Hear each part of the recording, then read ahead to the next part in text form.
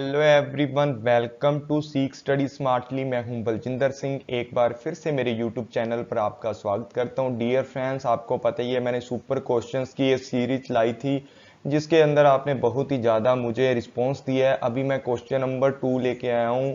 तो super question number 2 है, इसके ऊपर आप आज डिस्कस करेंगे। और डियर फ्रेंड्स, ये क्वेश्चन है मैं आपको टेलीग्राम के ऊपर देता हूँ और इस टेलीग्राम का जो लिंक है आपको डिस्क्रिप्शन के अंदर मिल जाएगा। तो उससे पहले आपको एक बात बता देता हूं भी, जिसने भी ज्वाइन करना है पेपर 1 और पेपर 2, इसके ऊपर मैंने कोर्स चला रखे हैं। उसकी वीडियोस भी आपको मिलेंगी पुरानी क्लासेस की। तो आप ज्वाइन करना चाहते हो तो ये मेरा नंबर है, आप मेरे से कांटेक्ट कर सकते हो। तो ज़्यादा बातें ना करते हुए स्टार्ट करते हैं।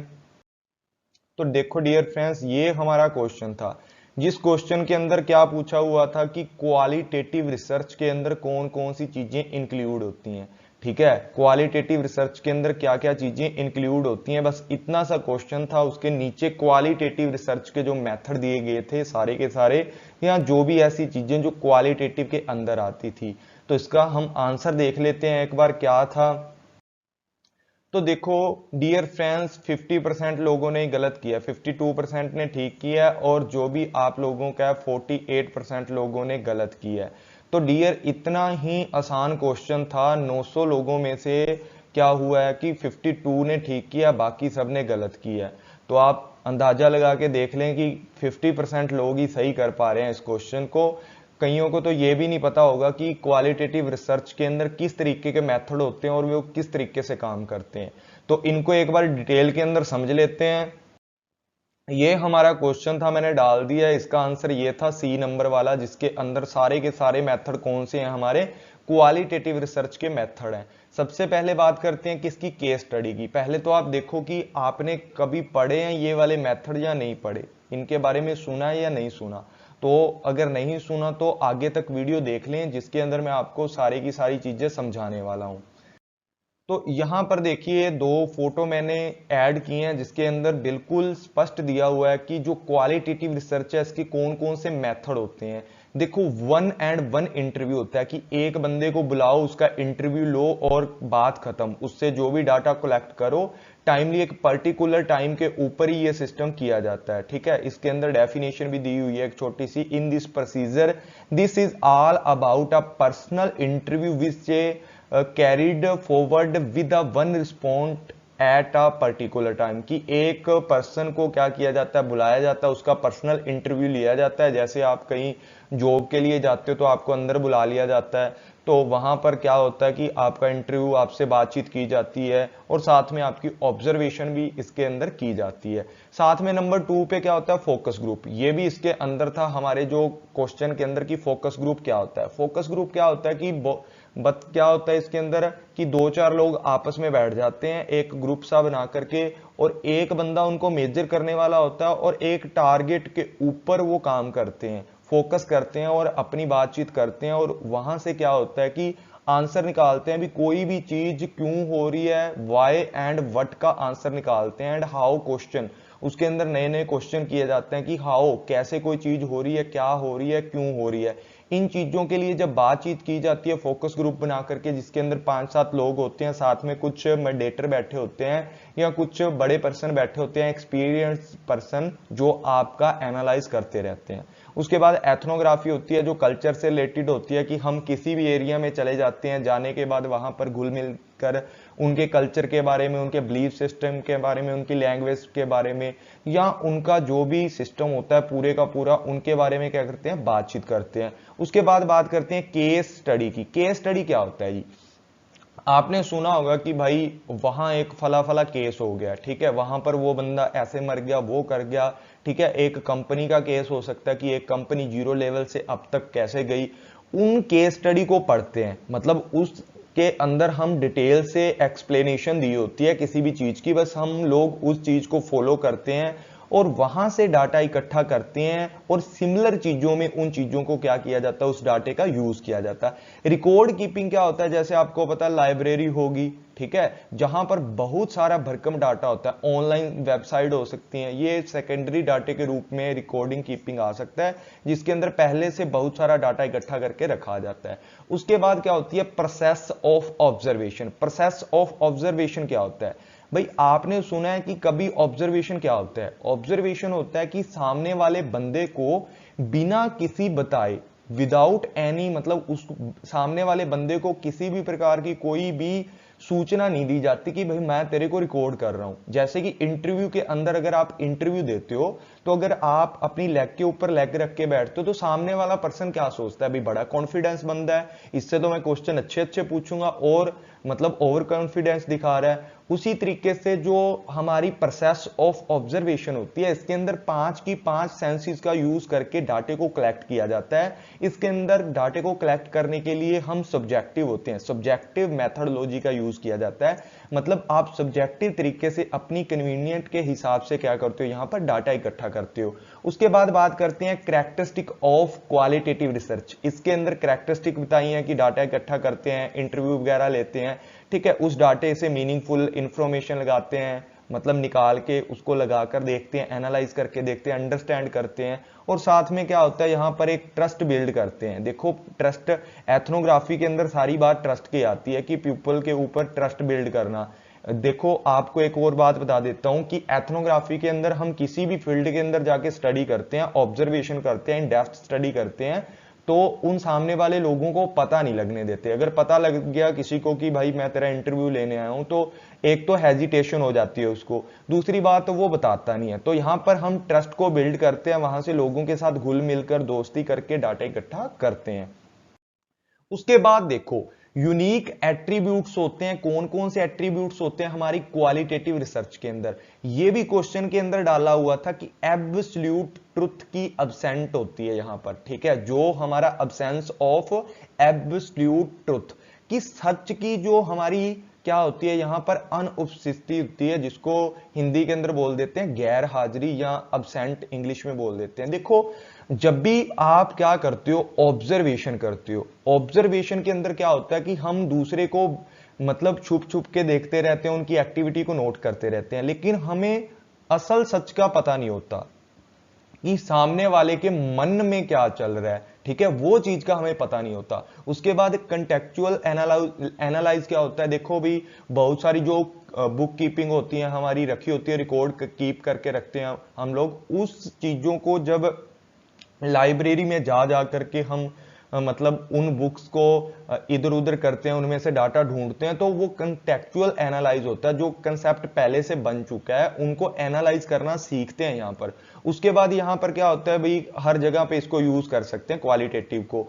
Types of issues and question, यहां पर जो type and issue of question होते हैं, मतलब हम ओपन एंडिंग क्वेश्चंस का यूज करते हैं, या साथ में कुछ स्ट्रक्चर वे से भी बना सकते हैं पहले से। फ्लेक्सिबल ऑफ डिजाइन होता है, मैंने बताया कि ओपन एंडेड क्वेश्चन का यूज करते हैं ना, ओपन एंडेड क्वेश्चन के अंदर क्या होता है, टाइम के अकॉर्डिंग हम किसी भी चीज को क्या कर सकते हैं, बदल सकते हैं। रिसर्चर की स्किल कैसी है, देखो क्वालिटेटिव के अंदर हम लोग ऑब्जर्व करते हैं या सामने वाले से अच्छे अच्छे क्वेश्चन करते हैं। अगर हमारी स्किल अच्छी होगी, हम अच्छे क्वेश्चन करेंगे, टाइम के अकॉर्डिंग, हम इन्वायरमेंट के अकॉर्डिंग या उस बंदे के नेचर के अकॉर्डिंग हम लोग साथ ही साथ थोड़ा मतलब फ्लेक्सिबिलिटी का यूज करके उनसे अच्छे अच्छे क्वेश्चन करके इंफॉर्मेशन निकलवा सकते हैं। इंपोर्टेंस ऑफ मीनिंग की बात करते हैं इसके अंदर, इंपोर्टेंस ऑफ कॉन्टेक्स्ट की, मतलब जो पहले की चीजें होती हैं, जो जैसे लाइब्रेरी के अंदर जो बुक्स के अंदर पहले से छप चुकी हैं, वो कंटेंट आपके, कॉन्टेक्स्ट आपके यहाँ पर काम आता है। रिसर्चर के इंस्ट्रूमेंट कैसे हैं, रिसर्चर किस तरीके के इंस्ट्रूमेंट यूज करके आपको इंफॉर्मेशन प्रोवाइड कर रहा है। पार्टिसिपेशन एंड रिसर्चर का रिलेशनशिप, वही बात है ऑब्जर्वेशन वाली कि आपका एक पार्टिसिपेशन है, जो सामने वाला बंदा उसके साथ कैसा रिलेशनशिप है। अगर रिलेशनशिप अच्छा होगा ना, तो आप उनसे ज्यादा इंफॉर्मेशन निकाल सकते हो। पार्टिसिपेशन के साथ अच्छा रिलेशनशिप बिल्ड आपको करना चाहिए क्वालिटेटिव रिसर्च करते टाइम। उसके बाद देखो क्वालिटेटिव रिसर्च का ही फंडा था सारा, क्वालिटेटिव का ही पूछा था। इसके अंदर 1-on-1 इंटरव्यू आता है। ये एक छोटी सी डेफिनेशन दी है कि qualitative research is defined as market research method. Market के अंदर जो मेथड यूज करते हैं ना दूसरे लोगों के बिहेवियर को चेक करने के लिए, दूसरे बंदे का मतलब क्या बिहेवियर है हमारे प्रोडक्ट को लेकर, वो वहां पर ज्यादातर क्या होता है कि क्वालिटेटिव रिसर्च का यूज किया जाता है। That focus on the obtaining data. हम डाटे को इकट्ठा करते हैं through the open ended question and conventional communication. मतलब उनके साथ एक अच्छा कन्वीनियंट कम्युनिकेशन करते हैं, कन्वेंशनल कम्युनिकेशन करते हैं कि उनके साथ मतलब थोड़ी मीठी प्यार से बात करके उनसे हम डाटा लेते हैं। ठीक है, फोकस ग्रुप क्या होता है अभी मैंने बता ही दिया आपको। फोकस ग्रुप का एथनोग्राफी बता दिया, केस स्टडी बता दिया, रिकॉर्ड कीपिंग बता दिया, प्रोसेस ऑफ ऑब्जर्वेशन बता दिया। ये 6 तरीके के पहले टाइप हैं जो क्वालिटेटिव रिसर्च के अंदर आते हैं। उसके बाद देखो इसके अंदर इन डेप्थ इंटरव्यू आता है, ग्रुप कन्वर्सेशन आती है कि जैसे एक ग्रुप के अंदर बैठकर किसी चीज के लिए डिस्कस करना। ग्राउंडिंग थ्योरी आती है। ग्राउंडिंग थ्योरी होती है कि एक ग्राउंड बेस से हम जीरो लेवल से उठाते हैं हर चीज को। जीरो लेवल से आपके व्यू लेंगे, जो भी दर्शक हैं या जो भी हमारे प्रोडक्ट से रिलेटेड लोग हो सकते हैं पोटेंशियल वाले, उनसे जीरो लेवल से हम लोग क्या करेंगे, ग्राउंड लेवल से डाटा इकट्ठा करके एक नई थ्योरी को डेवलप करते हैं। फिनोमिनोलॉजी क्या होती है, एक इवेंट की स्टडी करते हैं। और नरेटिव रिसर्च क्या होती है, जब हम किसी कहानी के बारे में आपको बता करके नॉलेज देते हैं। और वॉचिंग ए सेंस मतलब वही चीज आ गई ऑब्जर्वेशन वाले की, आप 5 सेंसेस का यहां यूज करते हो। और यहां पर बात करते हैं किसकी, केस स्टडी की। केस स्टडी कैसी होती है, पहले रिसर्च करेंगे कि आपको रिसर्च करनी कैसे है, रिसर्च के क्वेश्चन वगैरह सेट करेंगे। उसके बाद डाटे को कलेक्ट करना स्टार्ट करेंगे, डाटा किस तरीके का आपको लेना है वो चीज, कौन सी कंडीशन, मतलब कंडीशन होती है अजम्पशन के रूप में, कौन सी अजम्पशन आप लोगों ने लेनी है। एग्जामिनेशन कैसे करोगे आप डाटे का, मेथड कौन सा यूज करोगे एग्जामिनेशन करने के लिए। इन डेप्थ स्टडी कैसे कैसे करनी है आपको, कितना डीप तक आपको पढ़ना है, एनालाइज करना और रिजल्ट निकाल देना। ये क्या होता है हमारा केस स्टडी के अंदर। इस तरीके से स्टेप फॉलो किए जाते हैं। केस स्टडी के अंदर क्या होता है, किसी भी मुद्दे के ऊपर जो हो चुका है पास्ट के अंदर, उस मुद्दे के ऊपर इन डेप्थ स्टडी करना ही क्या होता है, केस स्टडी होता है। अब बात करते हैं केस स्टडी के अंदर क्या क्या आंसर हमें मिल जाते हैं कि भाई जो चीज पहले हो चुकी है तो मतलब वेयर कहां हुई है, वो चीज कहां हुई है, कब हुई है, कैसे हुई है, क्या हुआ था, कौन था करने वाला और वाई क्यों किया। इन सारी चीजों का हमें आंसर दिया जाता है केस स्टडी के अंदर, क्योंकि ये एक तरीके का लिटरेचर होता है जो हमें पूरी की पूरी नॉलेज देता है किसी भी चीज के बारे में। उसके बाद रिकॉर्ड कीपिंग मैंने बता दिया कि पहले का जो रिलायबल डाटा है जिसके ऊपर आप विश्वास कर सकते हो, उस इंफॉर्मेशन से आप जब भी कोई एग्जिस्टिंग रिलायबल डॉक्यूमेंट से जब भी आप कोई चीज लेते हो उठाते हो वहां से, तो वो रिकॉर्ड कीपिंग के अंदर आता है, जो कि हमारा क्वालिटेटिव के अंदर बहुत ही इंपॉर्टेंट होता है। उसके बाद यहां पर बात करते हैं जी नरेटिव रिसर्च की। जी नरेटिव रिसर्च होता क्या है, नरेटिव रिसर्च होता है कि स्टडी ऑफ इंडिविजुअल, एक पर्सन की स्टडी करना जो उसने अपनी लाइफ के अंदर एक्सपीरियंस किया होता है, वो खुद के बारे में बताता है आपको। वहां से हम लोग क्या करते हैं, डाटा ऑब्टेन करते हैं। मतलब कोई बंदा है, आपके मम्मी पापा हैं या आपके दादा दादी हैं, अपनी लाइफ की कोई कहानी बताते हैं ना, वो नरेटिव रिसर्च में आती है, क्योंकि उन लोगों ने वहां से कुछ ना कुछ कंक्लूजन निकाला होता है। तभी तो आपको बोलते हैं आपके मम्मी पापा की बेटा ऐसा गलत काम आपको जिंदगी में कभी नहीं करना कि आपको मतलब किसी भी तरीके से कोई हानि हो जाए, ठीक है, आपको कोई लॉस हो जाए। तो आपको वो पहले ही समझाते रहते हैं अपनी लाइफ का एक्सपीरियंस। और क्या होता है, briefly state the definition and purpose of narrative research and describe the narrative research process. इसके अंदर नरेटिव प्रोसेस को अपने उद्देश्य और पर्पजों के लिए दर्शाया जाता है। और इसके अंदर क्या क्या चीजें होती हैं, ओरल हिस्ट्री हो सकती है, डिस्ट्रॉइंग मतलब कोई कहानी को आप द्वारा पेश कर देते हो एक अलग तरीके से, अलग मतलब उसके अंदर अलग अलग पर्सनों का क्या कर देते हो, रोल निभा करके एक कहानी को पेश कर देते हो। जैसे आजकल मतलब रामलीला करते हैं, वैसे ही आप डिस्ट्रॉइंग कर देते हो कहानी को सुनाने के लिए दूसरों के सामने। ओरल हिस्ट्री हो सकती है, कोई रिकॉर्डिंग हो सकती है किसी चीज की, फोटोग्राफ्स हो सकते हैं, मेमोरी बॉक्स हो सकता है कोई, या अदर आर्टिफिशियल सिचुएशन हो सकती है, स्टोरी टेलिंग हो सकता है, ऑटोग्राफी हो सकती है, बायोग्राफी हो सकती है, रिटन लेटर हो सकता है। ये सारी चीजें किसके अंदर आती हैं, नरेटिव रिसर्च के अंदर आती हैं। उसके बाद फोकस किस पे करता है, नरेटिव रिसर्च सिंगल एक पर्सन की स्टडी करता है, गैदर डाटा करता है, स्टोरी के रूप में डाटा इकट्ठा करता है, वहां से रिपोर्टिंग इंडिविजुअल एक्सपीरियंस, जो एक इंडिविजुअल का एक्सपीरियंस है उसके ऊपर पूरी की पूरी एक रिपोर्ट बना लेते हैं ना, जैसे कंक्लूजन निकाल के, वो आप लोगों को बता दिया जाता है। जैसे कोई भी बड़ा आदमी है, जैसे डॉक्टर जेपी अब्दुल कलाम थे, उन्होंने अपनी बुक्स लिखी हैं, उनके अंदर उन्होंने अपनी लाइफ की रिपोर्ट लिख दी, अपनी लाइफ का एक्सपीरियंस लिख दिया। या और भी बहुत सारे लोग हैं जिन्होंने मतलब अपनी लाइफ के अंदर बहुत कुछ देखा है। Discussion the meaning those experience, एक इंडिविजुअल के एक्सपीरियंस के ऊपर चर्चा यहां पर की जाती है। इसके बाद क्या होता है कि what is the narrative research, इसके अंदर हिस्ट्री हो सकती है, एथनोपोली या सोशोलॉजी हो सकती है, सोशल लिंग्विस्टिक हो सकती है, एजुकेशन, लिटरेचर, ये सारी चीजें क्या होती हैं नरेटिव रिसर्च के अंदर इंक्लूड की जाती है।